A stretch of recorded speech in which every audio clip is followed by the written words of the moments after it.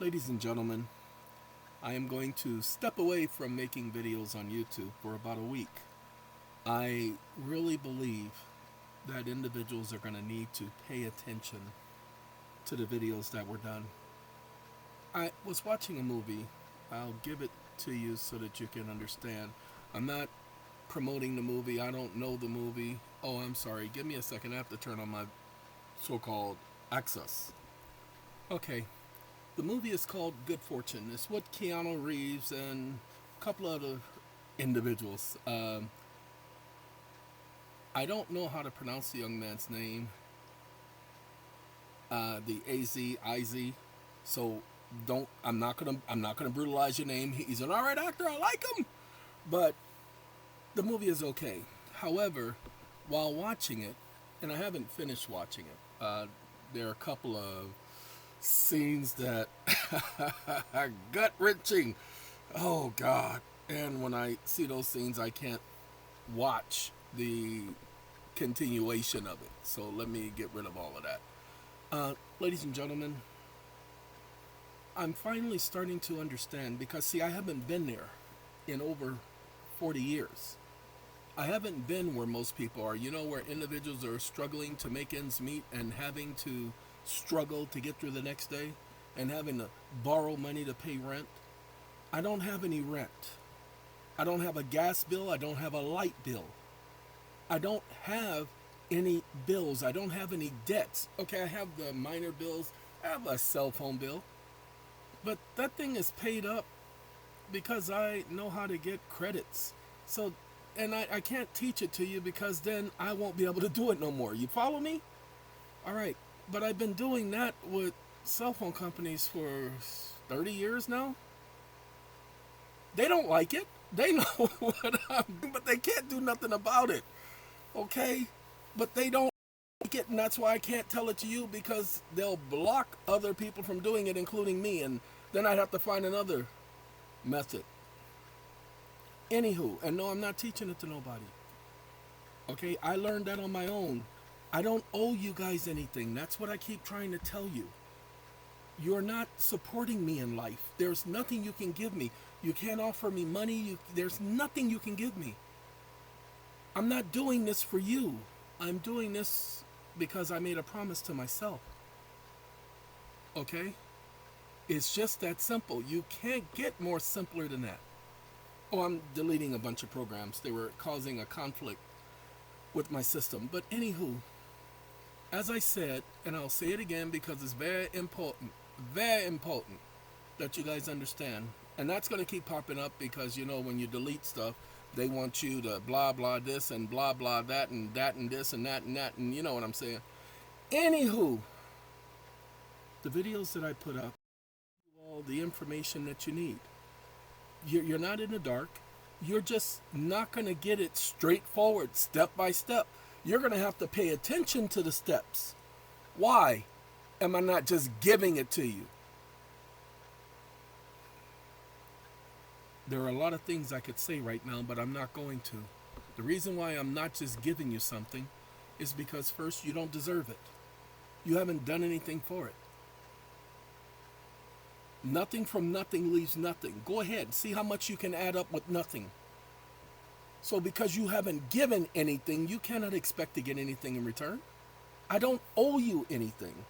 So stop thinking that when you come to my channel, I'm supposed to spoon feed you. You must be audio, excuse me. Like I said, the gall of people not doing their own research. I'm giving you all the breadcrumbs in the world to lead you where you need to be. But you want it now because you can't afford to wait. Well, it's not my problem. I did not put myself in your situation, nor did you put me in your situation, and I'm not going to let you put me in your situation. Your situation is unique to you. That's why it's called your situation. Okay? Ladies and gentlemen, I like this one. You see that? That is so amazing. I see stars. It's written in the stars. Oh, Lordy. Anywho, ladies and gentlemen, The video was done, and there were follow-up videos. The first video was just a tease, but then we did 2 videos that are over 50 minutes, explaining to you, walking through, putting all the pieces together. Okay, for instance, individuals got the SAT pack. When they initially got the SAT pack, there were no promises. We were just helping to help individuals gain their majority. Well, we've done videos as of late showing you how to gain that majority. Woohoo! Okay, so, but you're not going to do the research. I guarantee you, you're not going to do the research. But we did tell you how to gain your majority. That was exactly what we discussed, is how to gain your majority. I even did another video showing you how Congress says this is the way to do it. This is how we do. That's what Congress was saying. Go back and listen. They are saying this is how we do it.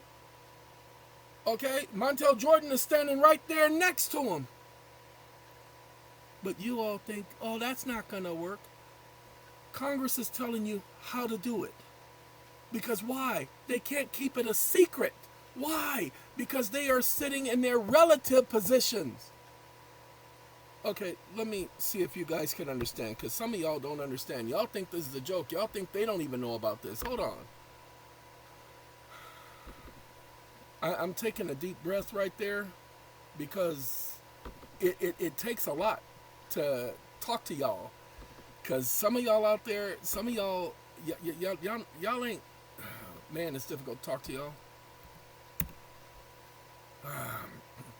Now, this is a scripture, everybody, when they want to scare you and obeying, pay attention. Let every person be subjected to the superior authorities. Now, pay attention.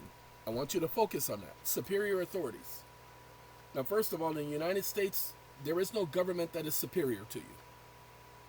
The people are the sovereignty of the nation. So the people as a collective group are superior. No, because in this country, we have the quote-unquote self-governing republic. Every person has the right to govern their own lives in the United States. You don't believe me? Go back and listen to what the First Amendment and Fourth Amendment and Fifth Amendment and Ninth Amendment and 10th Amendment says. Put them together, because that's what the Bill of Rights is. The Bill of Rights is a composite Bill of Rights. It's a composite right.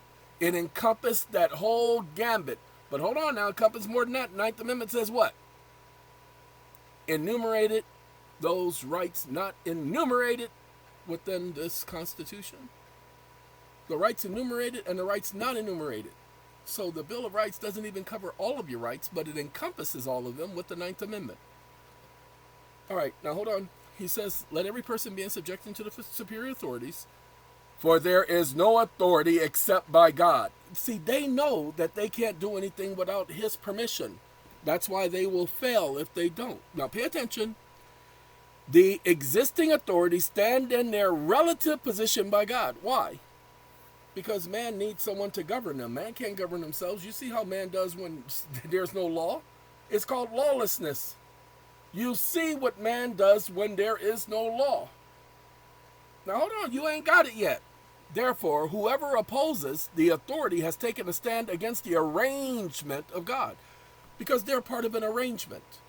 They have made an arrangement, people. And that arrangement, they cannot violate your rights. But they do violate people's rights. They kill people and all that. You're right, but they're going to have to pay for that. I know it's hard to understand. I know it's hard to understand. But pay attention. Those who have taken their stand against that authority will bring judgment against themselves. Why? For those rulers are an object of fear, not for the good deeds. See, if you're doing all right, you ain't got nothing to fear, but for the bad. Do you want to be free of fear from the authorities? Then keep doing what is good. And you will have praise from it. For it is God's minister. They are fiduciaries. That's what ministerial duties are. You see, it says servant. They are fiduciaries to you for your good. That's why you keep hearing people say, you work for us. Well, they actually do. They are fiduciaries. And if they were to violate your rights, pay attention. without giving you an option to object or not consent, pay attention, then they have to answer to him. And they take that seriously. If you don't believe me, then you don't understand the system that exists. That's why I can't even disrespect it. But you call them stupid and idiots and morons and... Yes, I called them that, not the system. I have complete respect for the system. It's the idiots who claim that they are authority, that they are sovereign. Those are the people that I have a problem with. Okay? There is no public representative or public servant. Oh, so now you're getting it. Now you're getting it. You just saw where it said that they were servants. Go look at the clerk of the court. They perform a ministerial duty. They're ministers. Why do you think they use that language? Why do you think they call themselves public servants? You guys think that they don't believe in that book.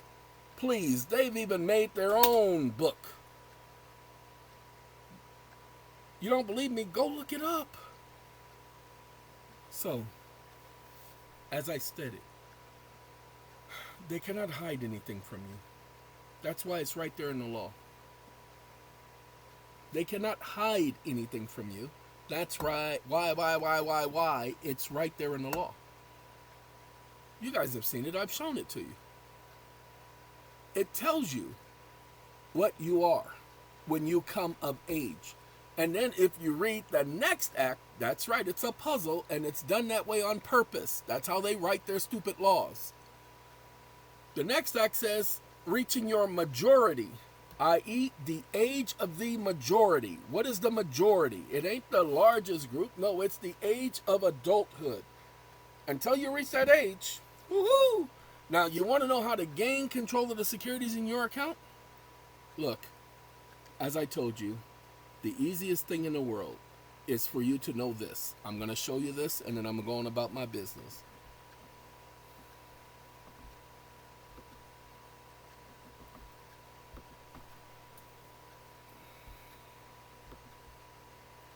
I'm going to make a phrase or give you a phrase, and I want you to tell me what this phrase means, comma, where it comes from, colon. My word is my bond. Stop listening. I asked it two questions. What does it mean, and where does it come from? Now, it's going to tell me it comes from something recent, and that is a lie. The phrase is a powerful, concise declaration, a verbal, precise, blah, blah, blah. Where does it come from? Origins? In history? In being specific? It's binding. Idea of a person, spoken word being binding is deeply entrenched. The concept is present in medieval, blah, blah, blah, code and the Knight's Oath and blah, blah, London Stock Exchange. Wake up. I'm sorry, but you are wrong, comma, that comes from the scriptures, comma, one of the people who first spoke it was Moses, the other was Isaiah, and another was Christ Jesus, comma, better it is that you vow not than that you vow and do not pay. Stop listening. You guys know it. Jesus says, let your yes mean yes and your no, no. Isaiah says, better it is that you vow not. And then, I'm sorry, I said Isaiah. Solomon. Isaiah also speaks on it, but Solomon, I apologize. Better it is that you vow not than you vow and do not pay. You're absolutely right. My word is my bond. Why? Because you're obligated to keep your word. That's why I tell people, if I give my word, I got to keep my word. Okay? That's why Jesus says, anything besides this comes from the evil one or the wicked one. So here Jesus elevates the standards to truthfulness. A follower of Christ should be so inherently honest that their single yes or no is universally accepted as trustworthy. I break my neck. Yeah. I've not always lived up to that. I've tried, but I make sure I don't give my word if I can't keep my word. Isaiah says, God's word, so is my word that goes forth from my mouth, it will prove to be, I'm about to say it should not return to me, but it will not return empty. It will not return to me without results, but it will accomplish what I have desired and achieved the purpose for it that I sent out. In other words, Jehovah says if he gives his word, you better believe it's going to count and it's going to work out. He has promised many things and nobody can ever call him a liar. Our word is our bond. Because as my father would tell me growing up, a man is nothing without his word. I've always lived by that. I've never forgotten him telling me that. He may have mentioned it more than once, but I remember that phrase. That is his word. My father kept his word and I held him to his word. Whenever my father gave his word, you better believe I brought it to his attention when it had to do with something concerning me. But of course I have to hold myself to the same standards as I wanted him to be held to. My father never lied to me. Not a day in his life did my father ever lie to me or mislead me. If it was the truth, he told it to me. Even if it hurt my feelings. So, hold on now. We go, my word is my bond. Okay, now I want y'all, you got Ecclesiastes. Better it is that you should not vow than you should vow and don't pay your vow. That's where Jesus was quoting from, is from here. So do me a favor. I want y'all to pay attention to this. Wake up. But in the modern era,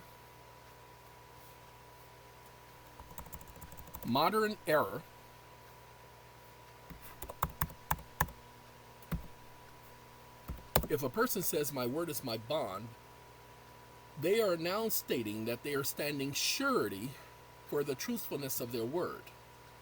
And what does that surety include? Stop listening. It doesn't know where I'm going, and you don't know where I'm going. You just need to pay attention as to where I'm leading it. Because this has been the case from the beginning. By the way, in the book of Genesis, God gave his word. He told Adam, you eat from this tree, you will positively die. He told Adam to be fruitful and become many and fill the earth and subdue it. Everything he told Adam, he was going to carry out. He is the first one to give his word. Now, he's talking about the collateral. Okay? So, he's getting there. Okay, my word is my bond. Now remember, modern bond. The truthfulness, this means that the person is guaranteeing that they are not lying, exaggerating, or omitting critical information.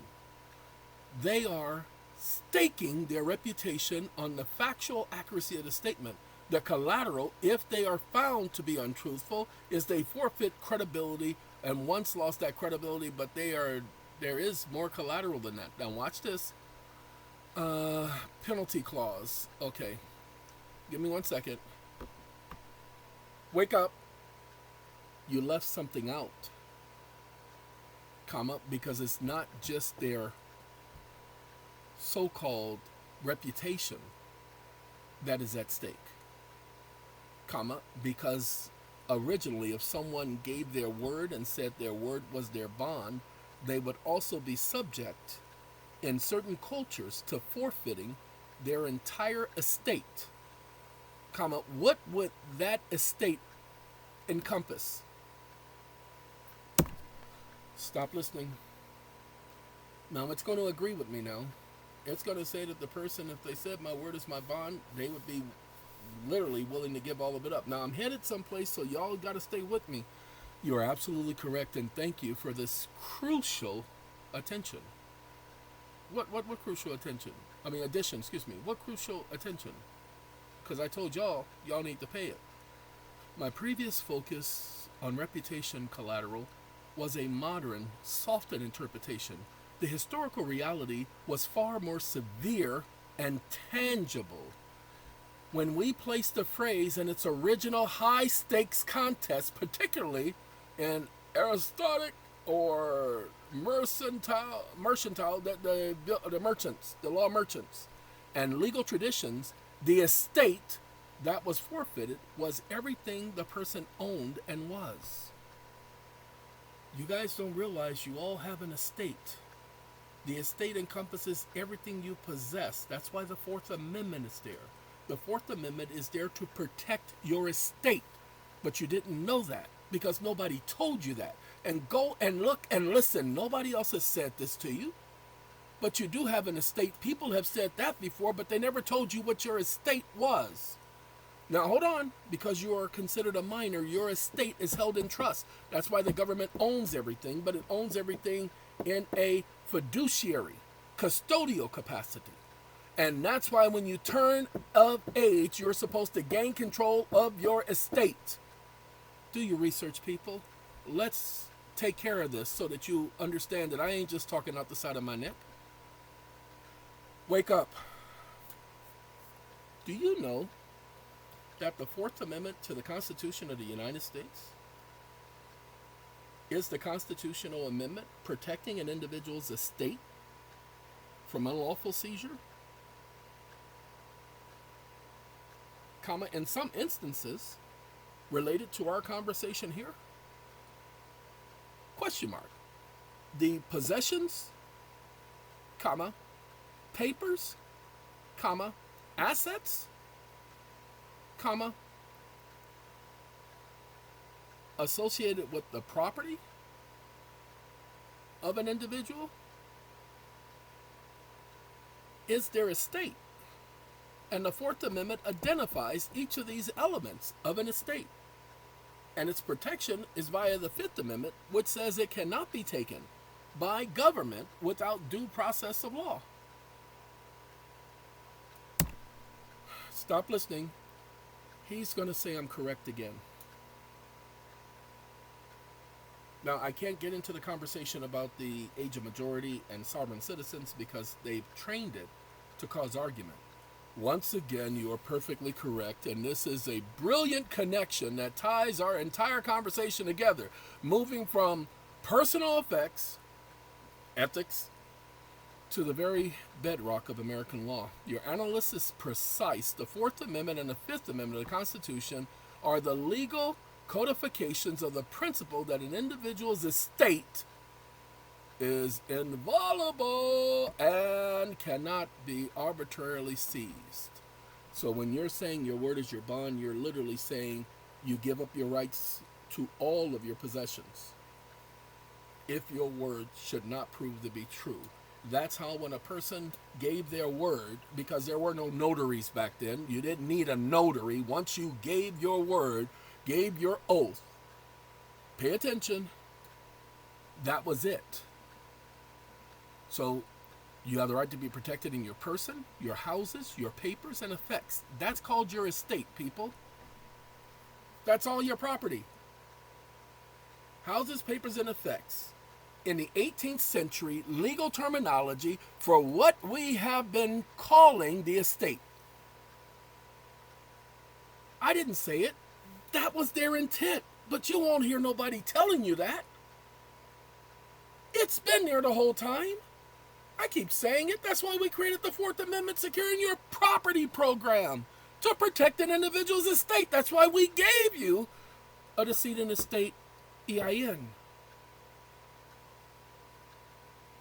Now, let me do this because a lot of people weren't understanding. I started to talk about the SAT packs earlier. Ladies and gentlemen, if you only understood the whole arbitration process, once those idiots didn't respond, and I can call them idiots because they're in default and they can't get out of default. They're stuck in default. They cannot appeal.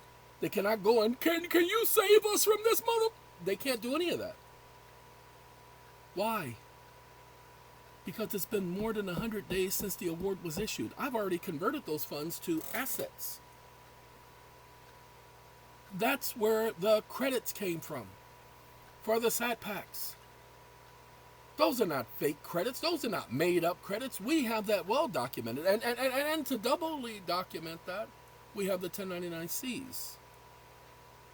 Somebody said, well, they need to be on your tax. They don't need to be on no tax. I don't need to put that on no paperwork. Those are credits issued by a corporation from accounts receivables. I don't have to do anything but give you the documentation that that's what's been done. I have people telling me, well, they said that I don't give a who they are. I don't know who they is. I keep telling y'all, they dead. He done died a long time ago. Talking about they said. Lord have mercy. Again, I can't help what you don't know. And if you're going to listen to somebody because they said something and don't do the research yourself or tell them to prove that to you, then shut up coming to me with that stuff. I'm so sick and tired of you people, and that's right, you heard what I said, telling me what somebody else said. I have to cut people off all the time. What you mean they said? I just had a guy in the consult, and I told you about him, where he said he went to 4 different attorneys, plus a bankruptcy attorney. And they told him he couldn't do something, and I said, I guarantee you can do that. And I told him, and I will prove it to you. And then I showed him in his state 10 cases where the Supreme Court said, yeah, you can do that. But the attorneys were telling them no because they were doing it under a narrow understanding and concept. And I went narrower than they did to prove that he could. I don't speak unless I know what I'm talking about. That's called my word. I make sure I know what I'm talking about before I speak. And if I make that steak thing, because I don't like steak. I don't do Mr. Steaks or Mrs. Steaks or nobody steak. Whew. If I make one of them things, then I will own up to it. Because that's what I'm required to do.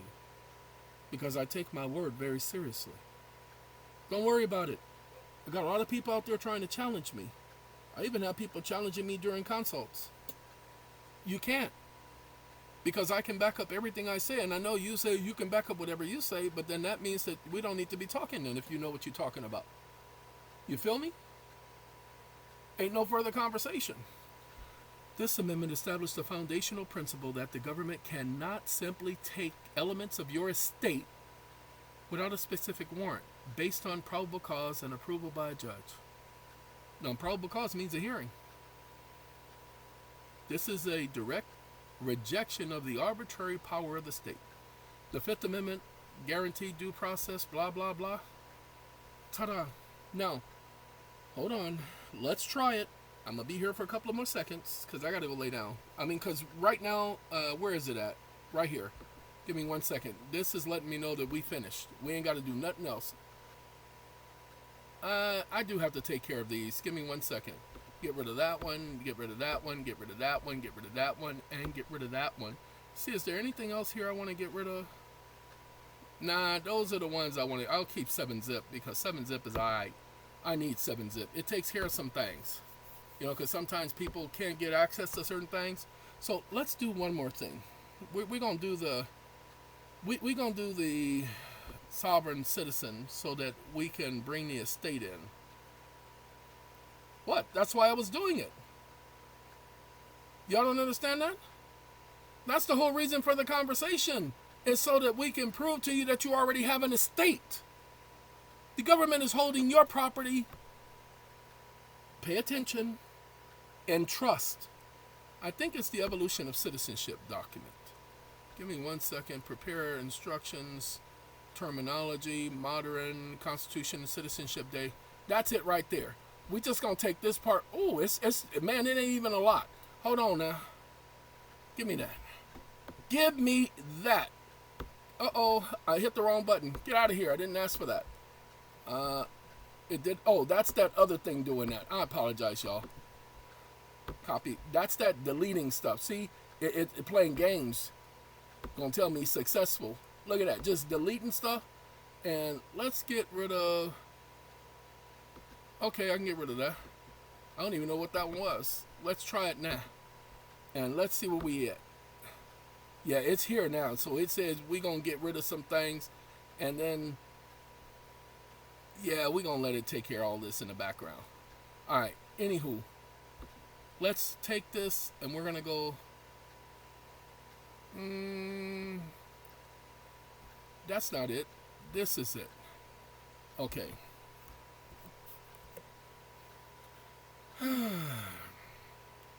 Now, let me show you the conversation, because now it's going to give us the historical context of Citizen Day, and it's going to tell us the timeline and focus. Of course, there's been a fascinating, I lost my place.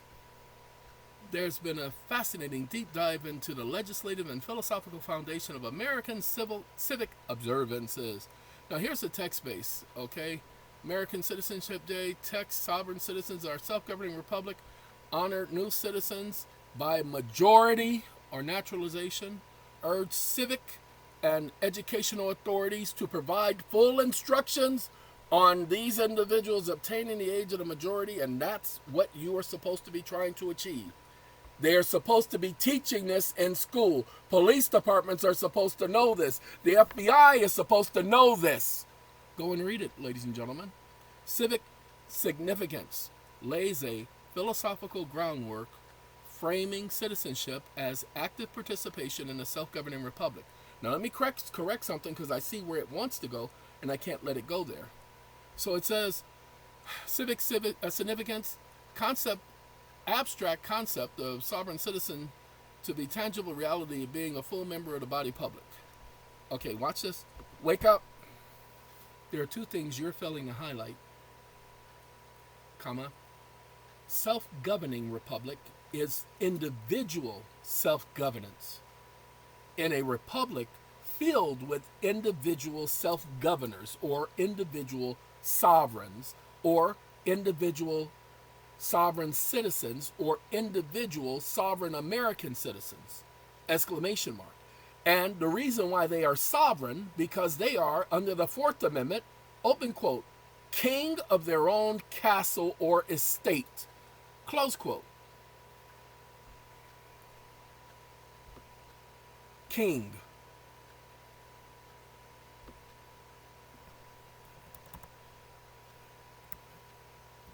King. Rodney King. Stop listening. I know I could have said Martin Luther, but Martin Luther didn't come to mind. Rodney did, because I never met Rodney. And the fact that he was associated with Jehovah's Witnesses, I probably never would have ran into him anytime soon. But I had a lot of respect for Mr. Rodney before his fake so-called death. They said that he drowned. That's a lie. Somebody drowned him.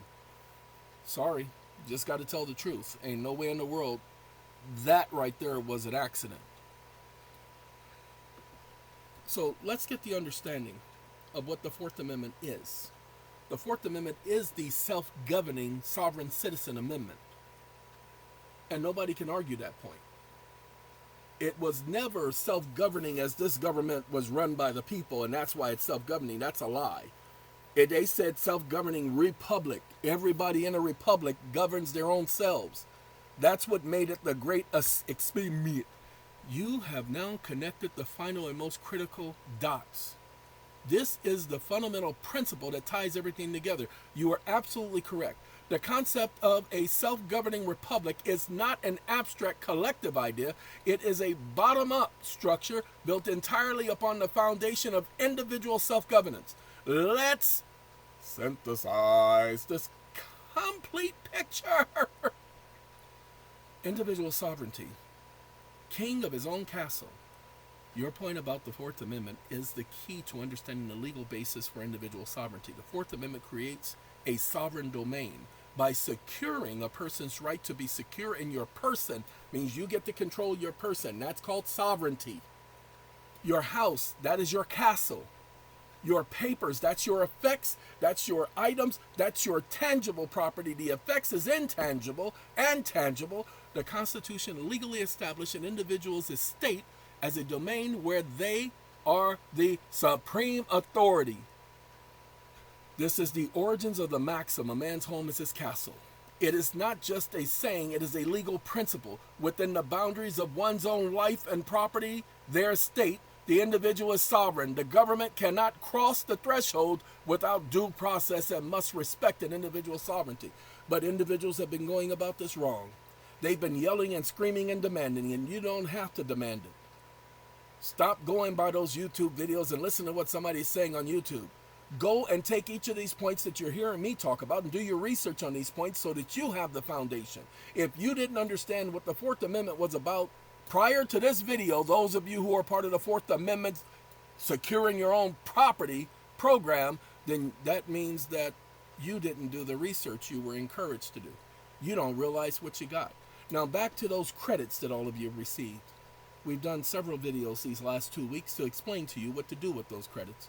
Many of you are not going to go and you're not going to pay attention to them. Many of you are not going to understand accounts receivables and what accounts receivables are and how to convert those receivables to other assets. Remember, assets is what you're going after, where you received assets.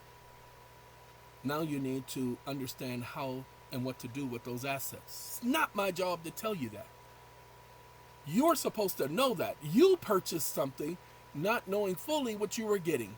That is not my fault. My fault is that I believe that you all were going to do your research. So let's do this right here. Self-governing republic. A nation composed of millions of self-governing sovereign individuals, each the king of their own estate and master of their own person, logically creates a self-governing republic.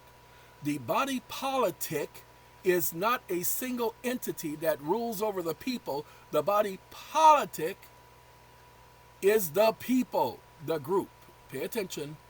The collective of individual sovereigns. It has always been the group. The sovereignty of the United States rests in the people. That's why it can be a sovereignty for the entire country. When all of those sovereigns come together, they create a nation. They create a state.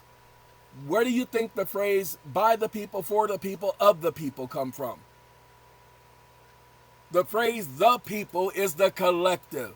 Therefore, the sovereign citizens reference in 1940 resolution is not just some flowery language. It is a literal description of the conditional status of the American people. Now, hold on. We ain't finished yet. We got to get some other stuff because this is what this is doing. Now, what I'm going to do is I'm going to give you all the link to this. Because some of y'all want to do some deeper research. Okay? You want to get by some of the AI buffoonery? Well, let me show you how you get by the AI buffoonery. Give me 1 second. We're going to start. Yeah, there you go. We're going to do the whole thing. Come on now. It don't want me to do all the whole thing. Let's see. We got to start from the bottom. We started from the bottom. Let's see. We're going to start from the bottom and look at that. We done made it to the top. Ooh-wee. I ain't never heard the song. I just know the lyric. I just know the catch. I just know the hook. Okay? Because I'm hooked. All right. Ladies and gentlemen. I'm not going to do no Eddie Levert and the OJs or Gerald Levert and Eddie Levert. You know, father, son. Well, we're not going to do that album, okay? Even though that was probably one of the best albums I had ever heard.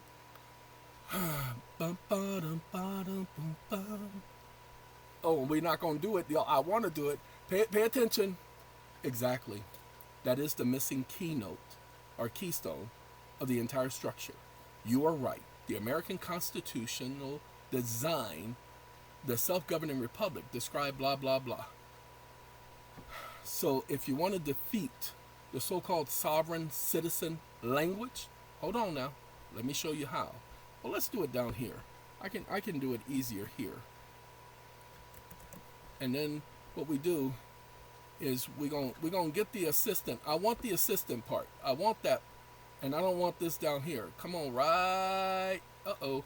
Too much. Don't go too far. Okay, stop right there. Copy. We're going to take it to one more. Now, if you notice, they're all saying I'm right.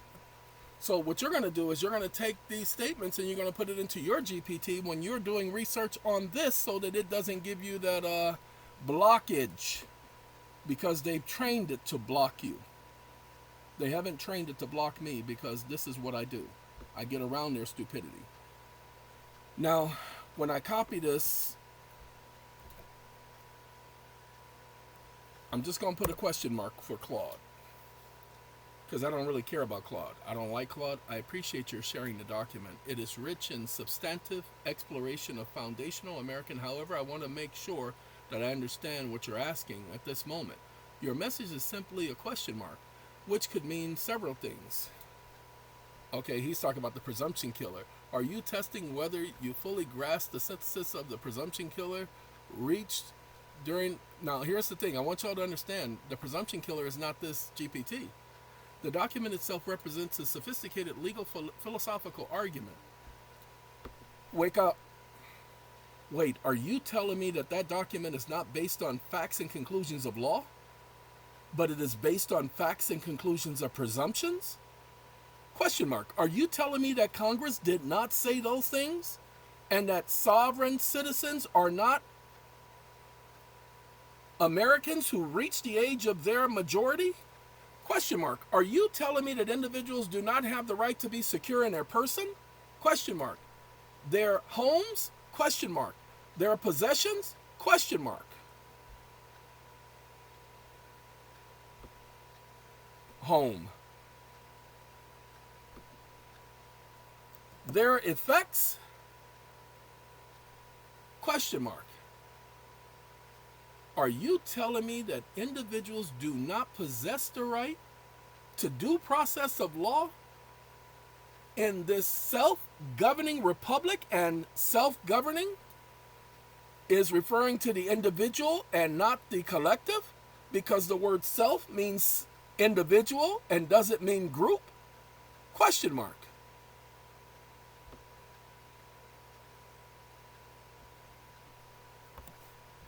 Self.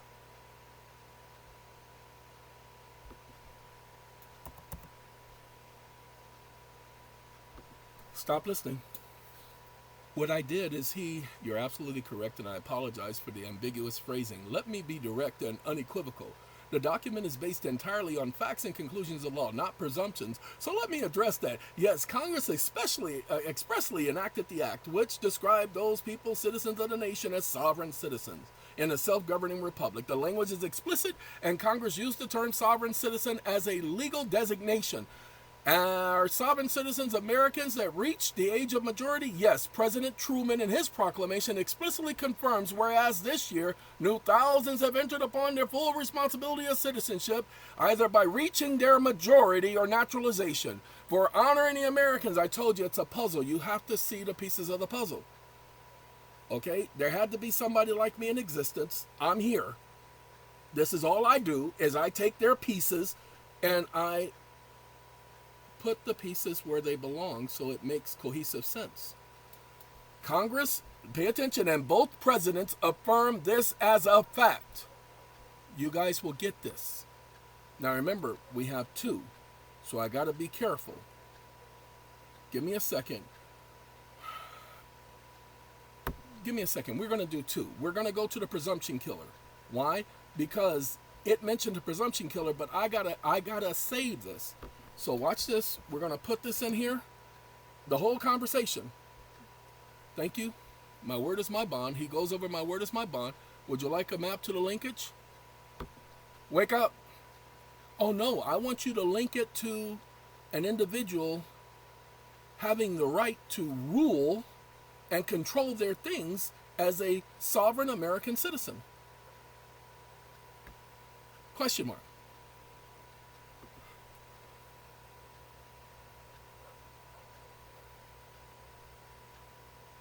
Okay. Stop listening. He talks about the application of facts. Person, papers, things, the prohibition against unreasonable search, the Fifth Amendment limitations. Therefore, each American citizen holds original, vested domain over his or her person and property and all of that stuff. Presumption check. The common presumption that sovereignty belongs solely to the government, judicial, blah, blah, blah. Hence, the people remain the source of the sovereignty, the government, blah, blah, blah. The Fifth Amendment, Fourth Amendment, 10th Amendment. Now, he didn't see what he did. Now, remember, you guys are going to have to go through this whole thing to get all of that language and all of that stuff, but that's okay, because it's the presumption killer. Remember, he went after the presumptions. So watch this. We can go back to Claude, Ribbit. And as we go back to Claude, we just want this part down here. Because, again, it's the, well, we need all of this right here. Now, I'm about to check him. Okay, we go back to ChatGPT. And I got to get rid of the first part because he talked about the question mark.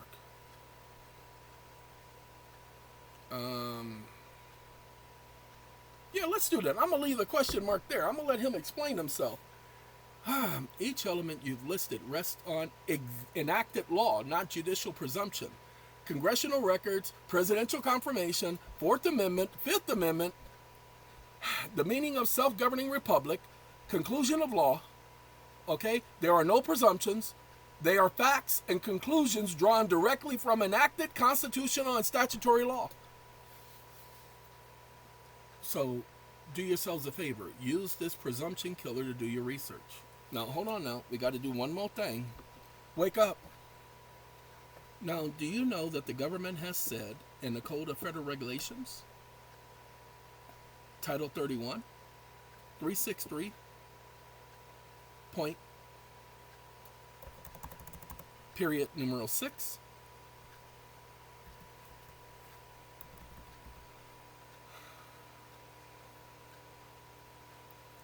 section symbol,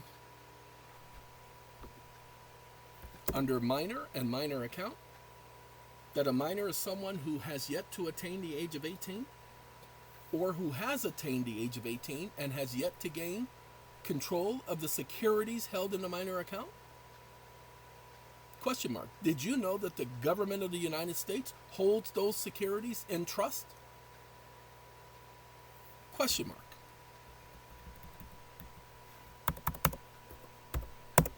Stop listening.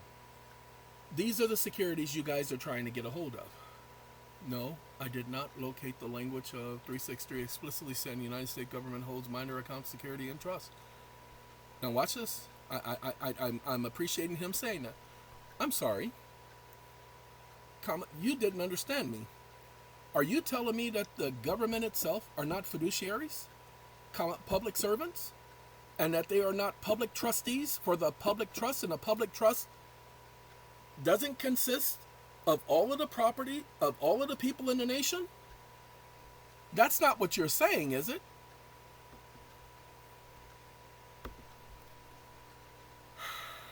Let me go ahead and give him the question first before we go over here. I gotta wait for all of this stuff to kick on and kick up. We're gonna be all the way over here in the corner. It may open up.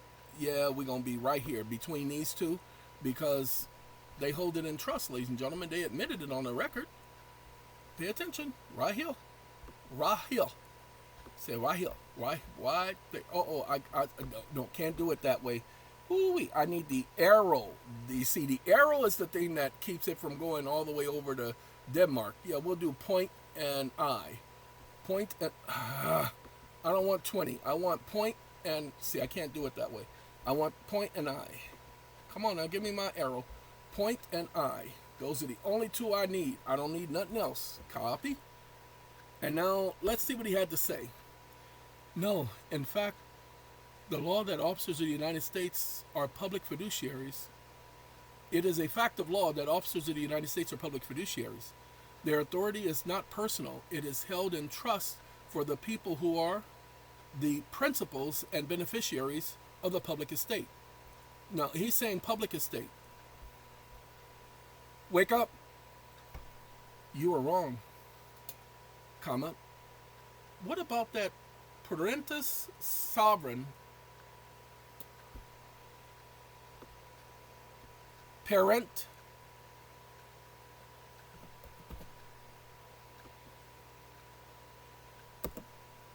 Authority the government holds over the estates of minors. Exclamation mark, question mark, exclamation mark. Stop listening. The doctrine of parente, parent of the country.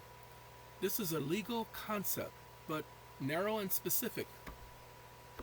I didn't ask you about it being narrow and specific. Does it not place the government as guardian over minor and minor accounts? Yes or no? He's a presumption killer. And so what he's doing is he's bringing, yes, under this, the government functions as guardians over minors and their estates, including minor accounts, until the individual reaches the age of majority or otherwise gains legal control. And therefore, when you look at the definition under Title 31, Section 363.6, do you not see where a minor remains a minor even though they have reached the age of 18, but have failed or yet to take control of their securities held in their minor account? That the government, through its custodians, remain in control of those securities?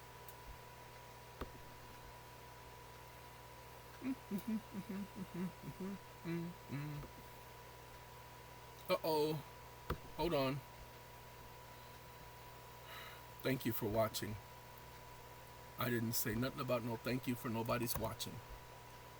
I don't know who's watching me, because I always feel like that. Yes, 31 CFR 363 defines a minor as both an individual under the age of 18 and an individual who has attained the age of 18 years but has yet to take in control of the securities held in their minor account. That wording means that the account continues to be administered by custodians who act under federal authority until the former minor takes control. So yes, while that condition persists, the government, through the authorized custodian system, pay attention, go and read 363, it tells you about that authorized custodian system. That's why they have a paper or a document that needs to be filed with the government in order for you to gain control, remains in control of these securities in a fiduciary capacity. Good, because I thought you were trying to get too technical and raise presumptions when you are prohibited from doing so. But here is Congress stating what their intentions are respecting the property of all of the people in the nation.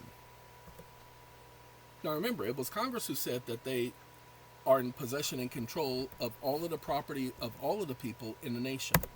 It will represent a mortgage on all of the property of all of the people in the nation. It will represent a mortgage on all of the homes and other property of all the people in the nation. Okay? Congressional members and the Treasury officials at the time described the issuance of currency and credit instruments as being backed by the credit of the nation, meaning the collective public wealth and productive capacity of the United States. When the statement says it expresses congressional intent that the full faith and credit of the American people and their aggregated property and labor stood as the ultimate collateral behind the nation's currency. Thus, congressional language confirms the government's trustees' role over public trust. Wait, hold on. I'm sorry. You said public trust. This doesn't say public. This is individualized. Or did you not realize that they were speaking as individuals and collectively? It said on all the homes, and homes are individualized in that sentence, the word all meaning all encompassing, and other property singular of all of the people singular in the nation. So they were speaking of individualized seizure of property, which is a violation of the 4th and 5th Amendment to the Constitution for the United States, but that is not the subject of this conversation at this time. Almost an hour you guys are getting from me. Well, this is what happens. It's Sunday, and got a lot on my mind today, so we just gonna take that. The question you are citing comes from the congressional record during a debate. It is an explanatory statement, not an enacted clause. I'm sorry, did I ask you for an argument? Did I say it was an enacted clause, or did I say that Congress was expressing what the facts were?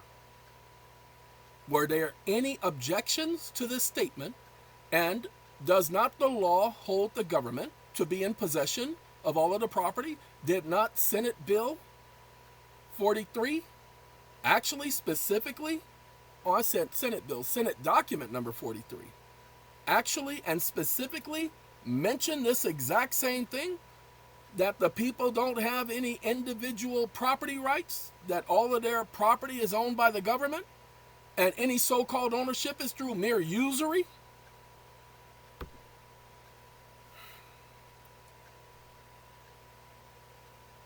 Okay, now this is what he says.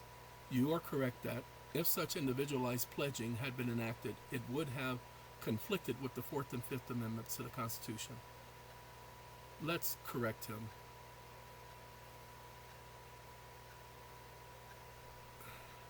Give me 1 second. Senate document. So we got Senate document. Get rid of that. We don't have to have him do anything about a bill, because he would correct me on it because he's a presumption killer. Okay, the passage, the mortgage on all the homes on the property, House floor, March was part of the record surrounding the Emergency Banking Act. No member rose up to object to it. Contracts payable in gold, it summarized the legal effect of Congress's suspension of the gold clause in private and personal contracts. So he actually pulled it up. The ownership of all property is in the state. Individual so-called ownership is only by virtue of government, i.e. law, amounting to mere usury. The use must be in accordance with the law and subordinate to the necessities of the state. That text reflects the Senate interpretation of the legal consequences of the emergency monetary policy, not a formal statutory enactment. No, not an enactment, a stated fact. Again, did anybody correct the Senate and say they were wrong to the present day?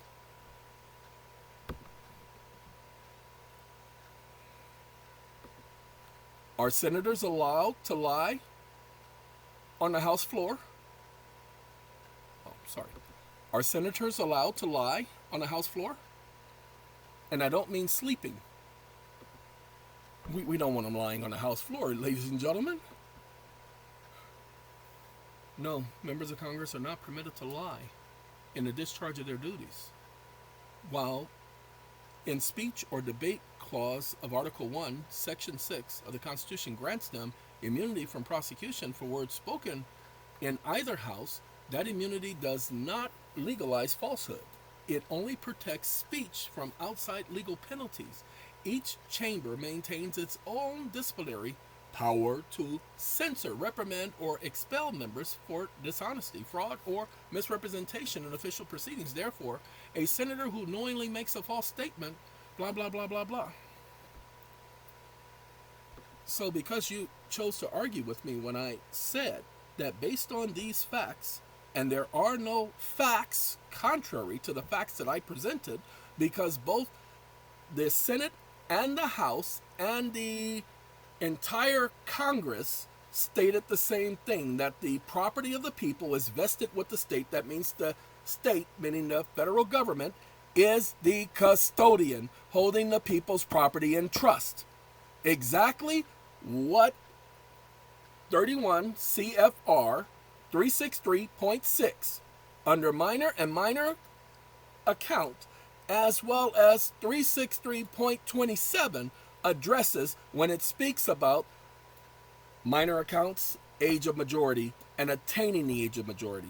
And Congress mentioned that all an individual had to do is reach the age of majority and accept the responsibilities of being an American citizen in this founded self-governing republic.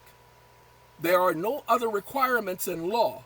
So the government's continual holding of such properties without relinquishing it upon a person's 18th birthday, including the claim that males have to register for the draft when it is not required, not a mechanism of law. And by registering for the draft, an individual waives their rights. When registering to vote, an individual waives their rights. A lot of this waiving of rights is done without the individual's knowledge.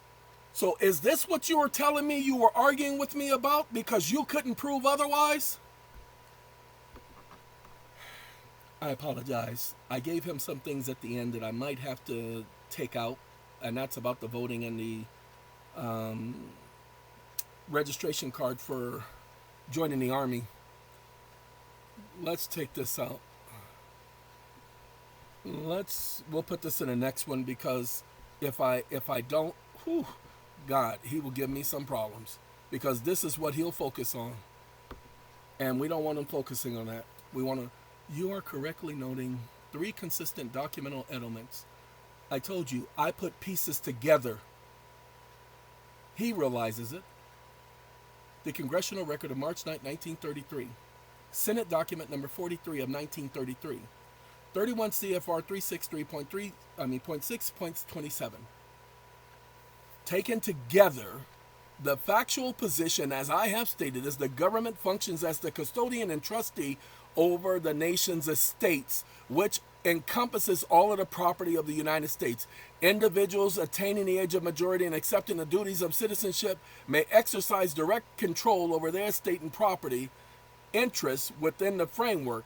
There is no further statutory requirement for your attaining that status. There isn't. It's just you haven't placed it on the record. So we did that with the SAT packs. Now I know. It appears they ignored it, but they didn't. You guys have to enforce it, not me. Now hold on. Let's show you how you guys keep waiving your rights. Every time you join, let's do that. Every time you join one of these organizations, you sign all of them things, you're waiving rights. I can clarify the factual and legal framework for you. The government does not hold title to every citizen's property that remain private, subject to blah, blah, blah. The draft registration and voter registration exist in statute. And now he says the government does not hold title to every citizen's property. Give me a second. For him to say that, let's do this right here. We got our Senate document and we got this right here. So we're just going to take it. All right. Now, what does he say next? Implies the registering waives constitutional rights. The courts have held that registration is an administrative prerequisite for civil function, not a surrendering of property or personal sovereignty. You idiot, I didn't say that someone was surrendering property or personal sovereignty by signing the draft or signing a voter registration card. Are you telling me individuals do not consent and they do not waive rights when they sign for the draft and or voter registration cards? Because then you would be lying, because the statute clearly documents restrictions on these individuals. Does it not? Restrictions on things they would otherwise have the right to do if they had not signed that document and consented under penalty of perjury, creating a contractual relation. So it is not involuntary servitude, but it is servitude, you stupid idiot. He's going to tell me I'm right again, because you guys got to understand what servitude is. You can waive your rights. Okay, without insult or emotion. It says this, that does not constitute a contract. Really? Are you telling me that when an individual agrees to something, where they agree that the information stated in there is factual and true, that that's not a contract? Then you are a stupid idiot. Because the word agreement is directly associated and related to the contract clause of the Constitution, you moron. 42 years of experience, and you want to sit up here and give me this little cheap junk? I apologize, ladies and gentlemen. He said there was no need to do the insult and get emotional, and he wants to come at me with this junk? Going to tell me that a person is not waiving their rights by signing that junk under penalty of perjury? An agreement is one element of a contract. So when a person signs a voter registration card, or when they sign for the draft, what are the conditions, what is the offer? And the acceptance is the signature, you stupid idiot. And the conditions are the benefits received from signing the contract.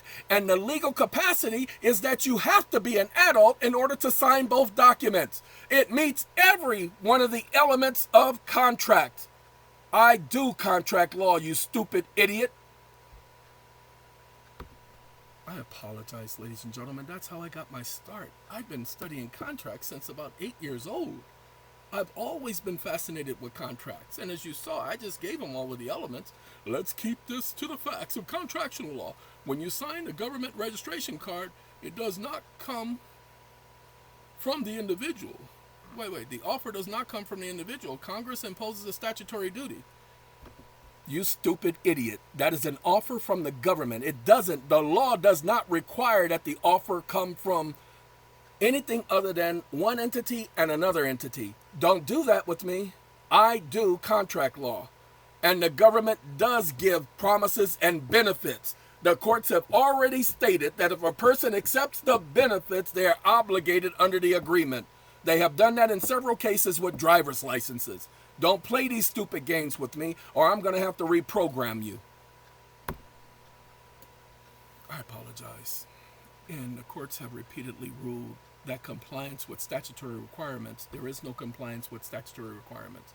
Congress have no right to regulate private blah, blah, blah. You are a stupid idiot. Congress has no jurisdiction over personal rights or personal responsibilities or personal duties. Congress cannot require a person do anything. Congress cannot regulate the public. Sorry, I said regulate the public.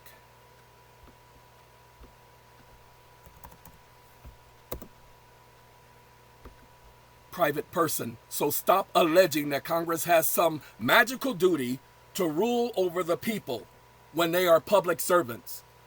It is repugnant to the Constitution and it's abridgment of the First Amendment to violate the Fourth Amendment.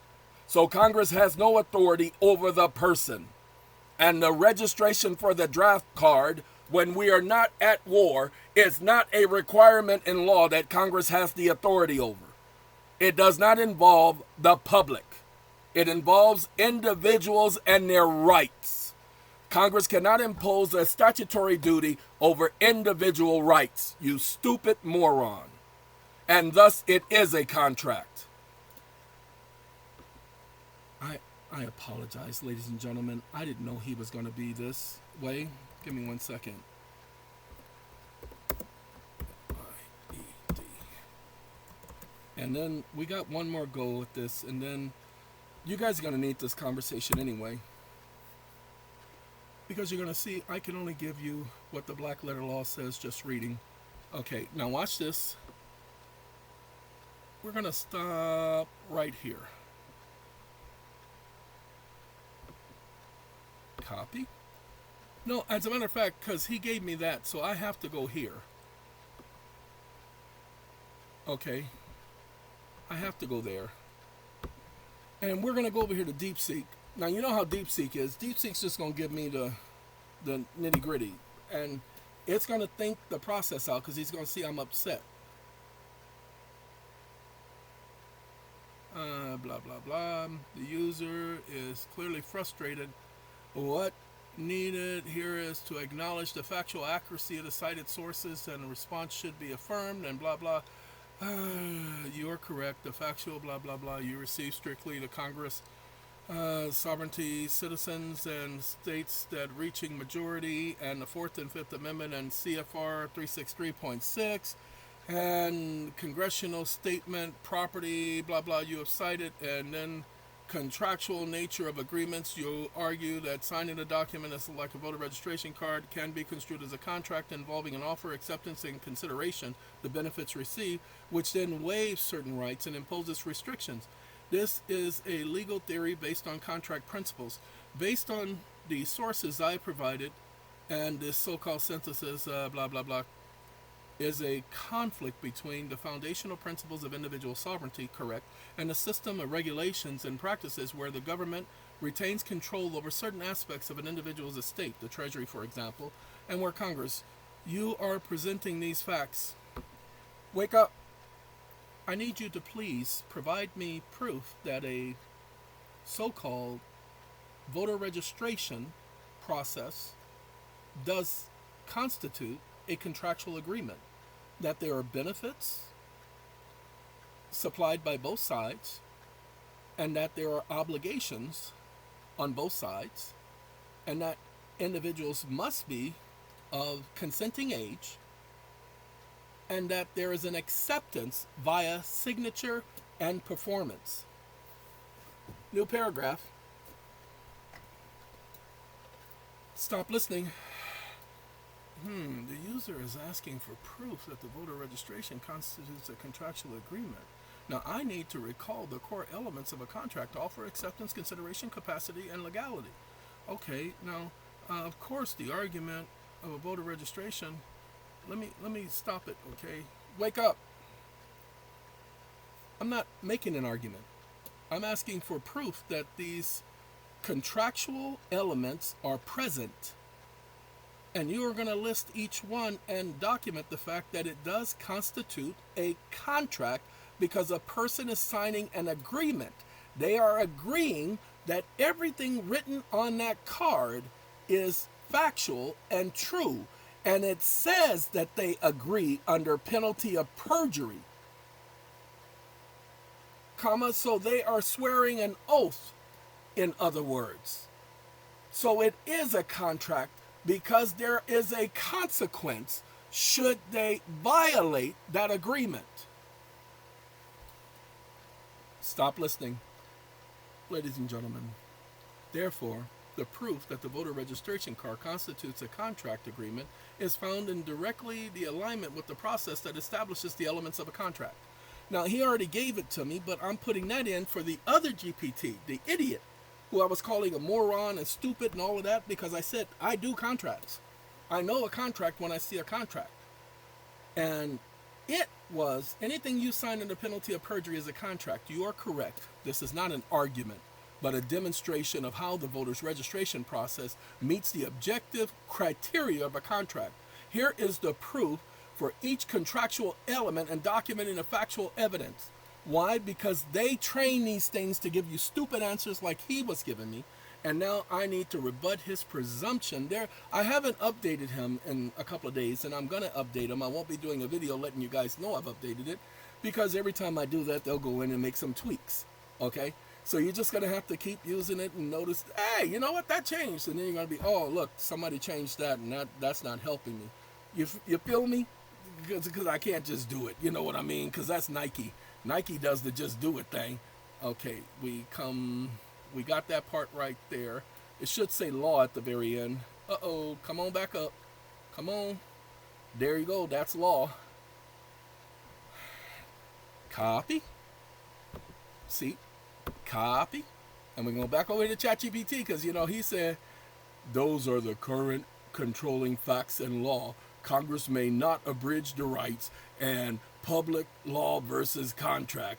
When Congress imposes a statutory duty and creates a qualification for a privilege, such as voting in federal regulations, its resulting relationship is public law, not private contract. Watch this. Can't be public law because there's no such thing as public law. The Constitution doesn't recognize public law. Can be matched factually to a voter registration card. Each element of contract can be matched. So now he's agreeing.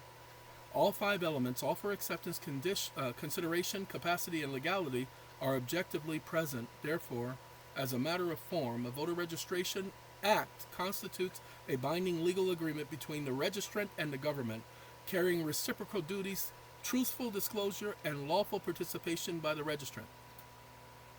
Like I said, I don't have time for the lies, but they've trained it to lie. So we got one more thing.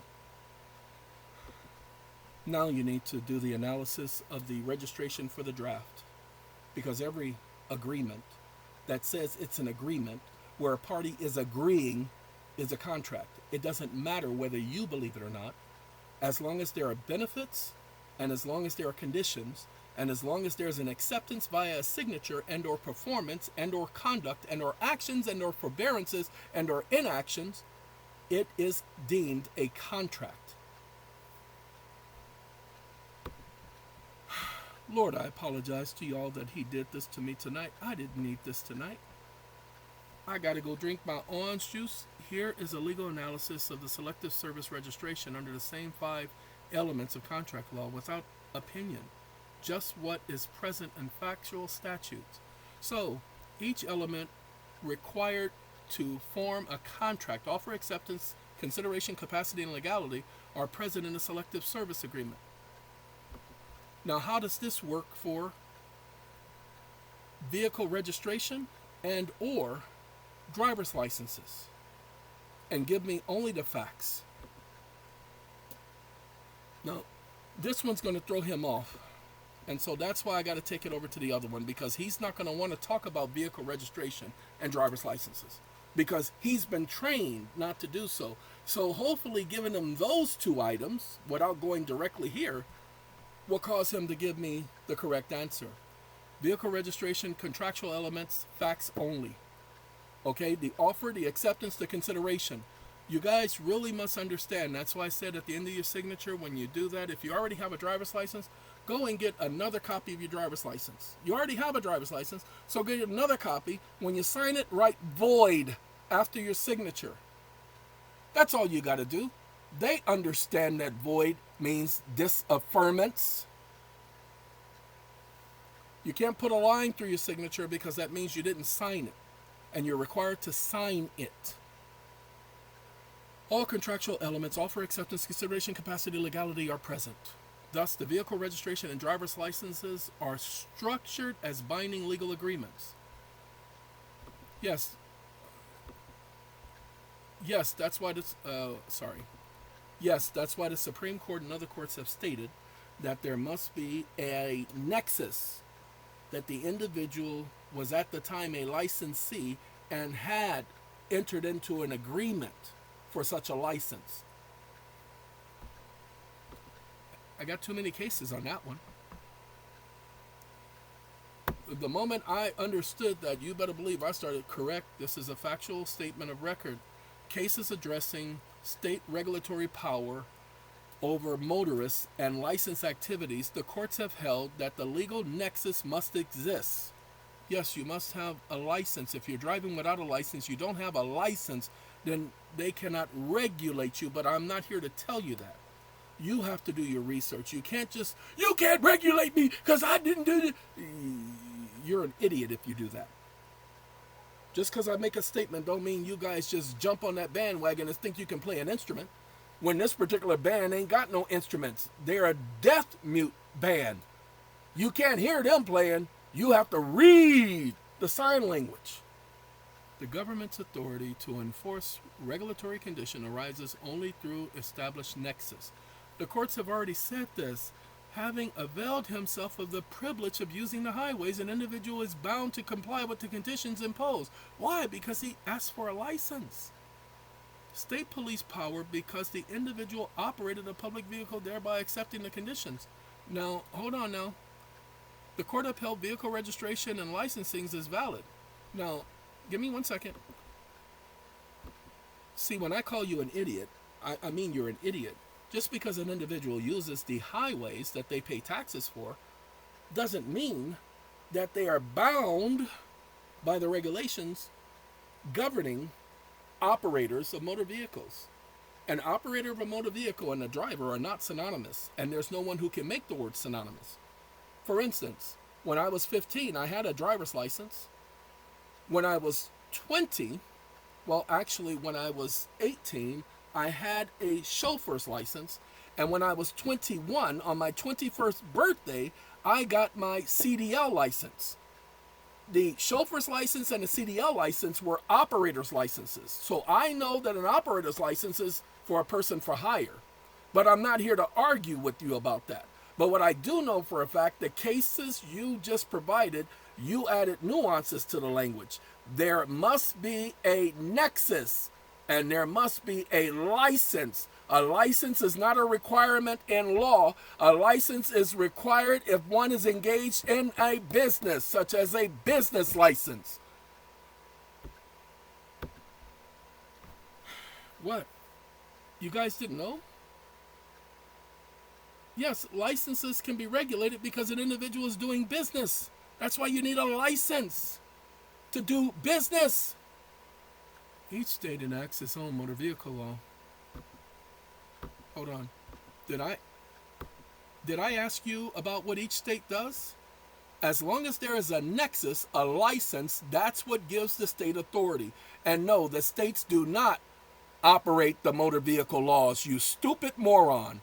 It is federal laws, such as the Highway Safety Act and the other motor vehicle acts for the highway improvement that required licensing and or registration, and originally it was for commercial licenses. Originally there was no requirements for the private person traveling up on the highways who has this right as a matter of right, because the highways are paid for by individual taxpayers. So do not lie to me again. I apologize, y'all. The courts have upheld licensing. Oh, sorry, let's do this. And I didn't ask you whether the courts have upheld this or the courts have upheld that. The courts have no jurisdiction to determine whether or not they have the right to uphold something. Only the law can uphold something, and the law must be done according to the law as exhibited in the Constitution. The courts do not get to contradict the Constitution. I only deal with facts and conclusions of law. So stop lying to me. Okay, the court upheld licensing because the motorist had submitted regulatory scheme by operating a registered vehicle on the public highways. Yes, they were registered. The vehicle was registered, and thus it was registered, blah, blah, blah. That's why you hear a lot of people not registering their vehicles. Let's see. Historically, licensing statutes originated to regulatory commercial traffic because that's all they could do, like those for hire. Over time, state codes expanded the definition. They don't get to expand the definition. Give me one other second.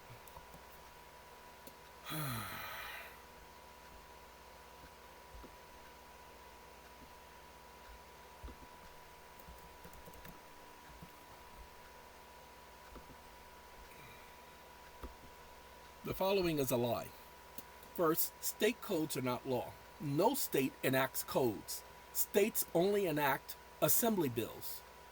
Both the Senate and the House in every state enacts bills. The United States Congress enacts bills, which they do as slip laws, converting those to statutes at large. There is no law authorizing codification. Codes are not law in the United States. Codes are not written by the Congress. They do not go through the legislative process. Codes do not have an introduction to the House floor, a reading on the House floor, a submission to committees, a return to the House floor, a vote by both the House and the Senate, a signature of either a governor or a president, or an override of a veto in case of a veto. And if codes do not have this process, they are not law. They are always only going to be what is deemed prima facie, which is not law. It is something that appears to be law by definition. So don't do that stupidity with me again. Stop listening. Ladies and gentlemen, he talked about the court saying this stuff, and they talk about the difference between. Well, that's because most people don't know that the courts are speaking narrowly. You are correct. The following points of facts and conclusions of law. At the state level, these are session laws, acts of the state legislature. Codes, federal and states, are compilations or prima facie evidence of law, prepared for by codifiers or administrative officers. They are not themselves enacted statutes. Legislative authority and codification. United States codes and state codes are editorial restatements unless the language is not law itself. Okay, so watch this. Let's do this here.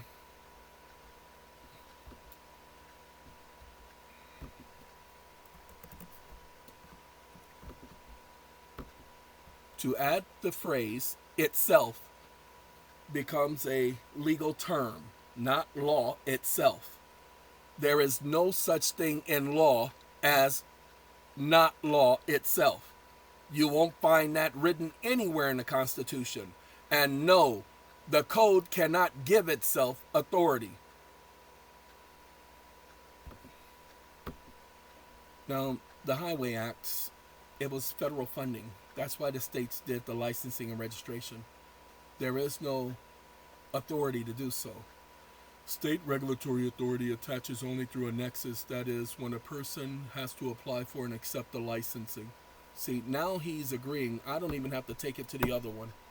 Now he's understanding. Correct. Fact, the Constitution vests all legislative authority in the Congress. Fact, codifications is an administrative act performed by, after enactment, the Office of the Law Revision Council for the U.S. Code and the various councils for the different states. And it says Congress later passes a statute expressly stating that the title is positive law. I don't care what Congress eventually passes, as long as the code itself has not been enacted as law, having just the title called positive law. It's only because the title has no errors, and it's only the title, not the subsection, that is law. The title matches the statute at large, not the subsections. That's why it's called positive law title, not title is positive law. Go back and read it. It says positive law title. Only the title is positive law. It is a legal term, and Congress defined the legal term, stating that the title only is positive law. He did that on purpose. He said title is positive law. It's called positive law title for a reason. So only the title is positive law. TikTok. The House of Representatives' own definition, as published by the Law Revision Council, the precise positive law title means only the title as enacted by Congress, not the subsection, annotations, or other editorial divisions. The enacted language for each positive law title reads, title, the number of the U.S. Code, entitled subject, is enacted into positive law. Only the title is enacted into positive law. The subsections are not. This clause enacts the title, heading, and the structure as law, replacing the corresponding statute at large only to extent that the wording is identical. It does not make every subsection independently positive law. You lied. You said the heading and the structure as law, and that's a lie. The heading and the structure are not the same, whereas Congress will use numbers and the code will use letters for the subsections. There is no subsection. If it was the subsection, then Congress would have to enact the entire code as law. And there couldn't be a positive law title and a non-positive law title. In fact, there is no positive law title enactment clause within the Constitution. If there is, please state that positive law title enactment clause. Ho, ho, ho. I'm sorry. I was going to do, but I ain't going to go there. Those of you who stayed around, hopefully you're gathering some information on all of this, because these are the details. But this particular GPT, this is the one I'm going to ask y'all go through. Okay, positive law titles are enacted through statutes like 1 USC. You can't use the USC to enact a title. The 1 USC is not written by Congress. Title 5 was enacted by this title as well. And if he starts, I'm going to stop him. Oh, he's not going to let me cut him off. The constitutional clause authorizes positive law title, none exists. Authority. Yeah, he's not going to let me stop him because I want to just stop him. So let me just stop him. I just have to do the refresh button when he does this. Come on now. Uh-oh. He ain't even letting me do refresh. Ricola. Hey, stop hitting him like that. Man, see, y'all always fighting. Right here in front of company and everything. All right, stop. Hey, he go, ooh. Oh, snap. Man, I don't think he gonna survive that one. I told him not to be playing around like that. I told him not to. Oh, look at that. He done. Oh, man. I guess he was head and shoulders over that one. Give me 1 second, ladies and gentlemen. All right. See, he did all that talking. The authority comes from Article 1. Congress wants a title to the U.S. Code to be positive law. It passes. The authority comes from Article 1. Hold on. You are you are a liar. The authority does not come from Article 1. The authority comes from, you stupid idiot, the legislative process. Congress cannot create a new process because that's not the law. And you just sat up here and said that Congress created a new process. You stupid idiot.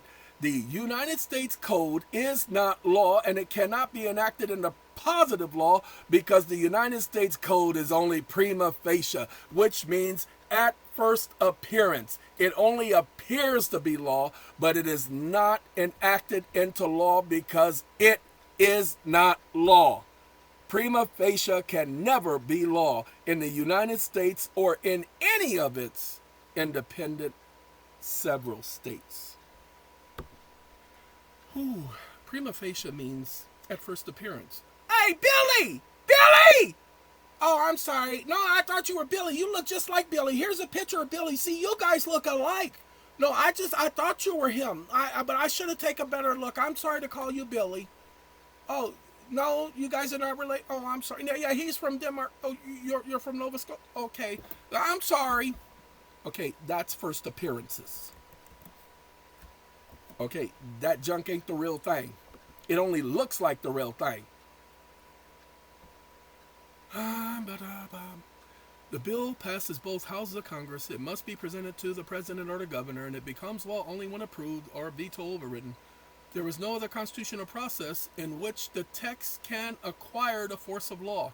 When Congress enacts a bill that says title of blah blah blah is enacted into positive law, that enactment clause itself appears in the public law published in the statutes at large. Introduces a bill, hold on now, signed by Congress. The U.S. Code text is incorporated. I'm sorry. You think I'm a fool that you're just going to give me some response and I'm going to accept that? The U.S. Code text, especially using 1 U.S.C. subsection 204A to state that that junk can define what the law is, that's written by the Law Revision Council and not by Congress. And because it was not a bill introduced to Congress, signed by both houses and Senate presidents, presented to the President of the United States, and or returned via veto and overwritten with a veto override, then it is not law. It's only prima facie evidence of law, and prima facie is not law.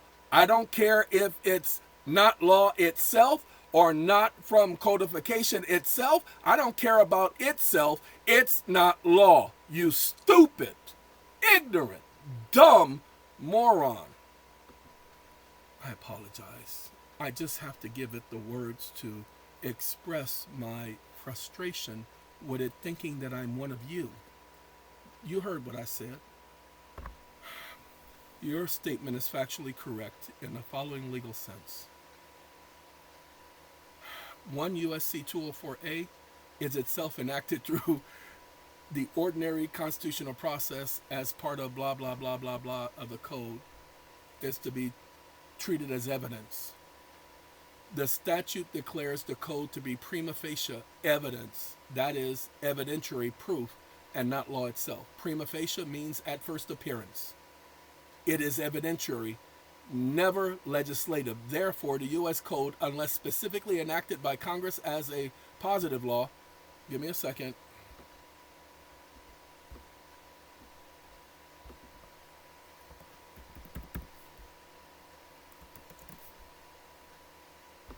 Where's this exception in the law? Because I haven't read this exception in the Constitution, unless explicitly enacted by Congress as positive law. The reason why I call you stupid and a moron and an idiot and an imbecile is because you keep giving me this junk. I've been doing this for 42 years. There is no, unless specifically enacted by Congress, clause in the Constitution. Congress doesn't get to just specifically enact something. It is the legislative process that it must go through. Not because Congress said we're going to enact this code that we just received from Jimmy because Jimmy brought us this code and so we're just going to enact it. Where is the presidential signature? Which is why you are a liar. Your assertion that he said I'm asserting something. is part of an expressly enacted positive law title has no independent legal force. A part of expressly enacted positive law title has no independent legal force and remains only prima facie evidence in law is accurate. I know. He wants to agree with me, but he wants to give those little nuances. You are correct. There is no clause in the Constitution that authorizes Congress to specifically enact any document called a code. The only lawful procedure which Congress can make anything binding is the legislative process itself described in the law. A bills put to the House and Senate shall become law when presented to the President of the United States. That is the only constitutional mechanism for enacting law. The code was not written by Congress. It was not presented to both houses. It was not signed by the president. When Congress later says public law, blah, blah, blah, is enacted in the positive law, that phrase has force only because the sentence appears inside a duly enacted bill that passed both houses and was signed by the president. The word enacted in the positive law are part of the statutes that completed the same Article 1, blah, blah, blah, of any act. So there is no exception. There is only the normal legislative process. If a bill using the language was not passed by both houses and blah, blah, blah, or veto overridden, then the text it refers to would have no legal effect. So when you keep highlighting that Congress takes a title and enacts the title as positive law, they don't enact the entire code, because the code is not a bill. And according to the law, and I want you to pay attention, according to the law, Congress can only enact bills into law, not positive law, but law. Is this not correct?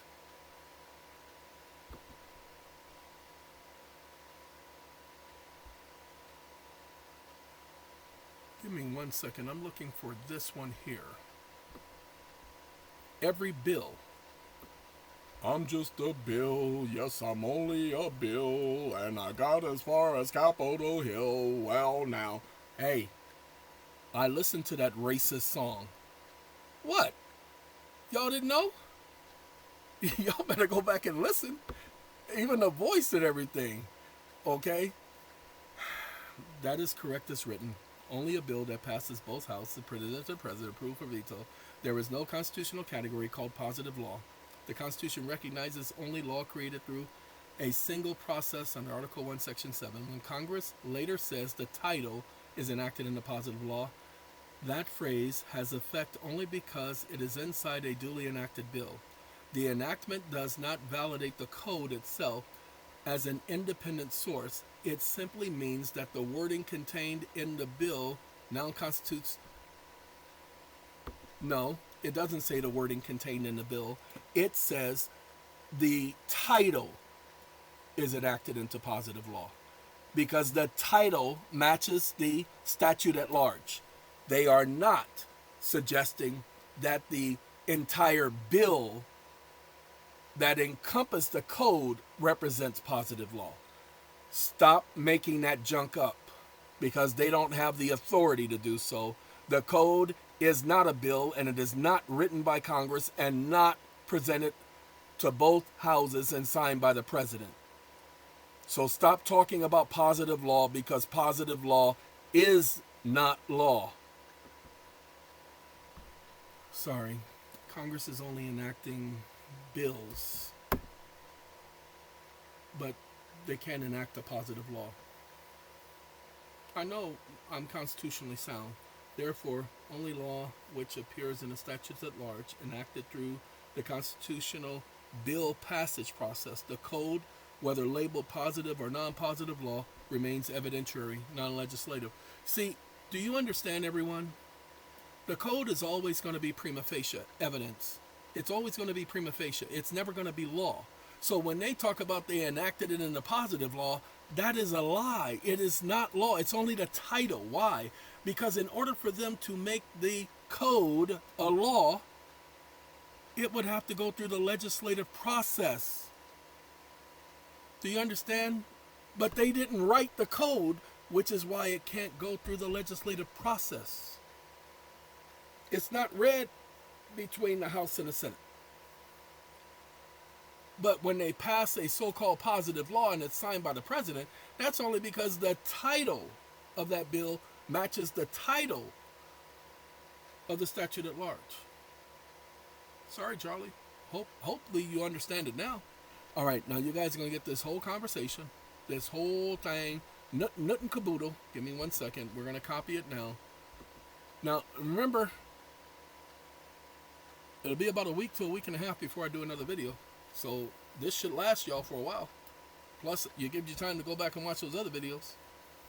All right, now, people are going to be talking about those other videos and other videos, so go listen to them. They're going to be doing a whole lot of talking because they're going to be putting pieces together. For those of you who got court cases, you need to understand these code things because that's what they're charging you with, and you need to attack them for charging you with a stupid code. That is not law. Don't take my word for it, but you need to start paying attention. All right, I got to go because I got to go finish watching my, what is it, Good Luck or something like that? I don't know the name of the movie. I'm going to finish watching it. Yeah, I shut it down, so that's right. I did shut it down.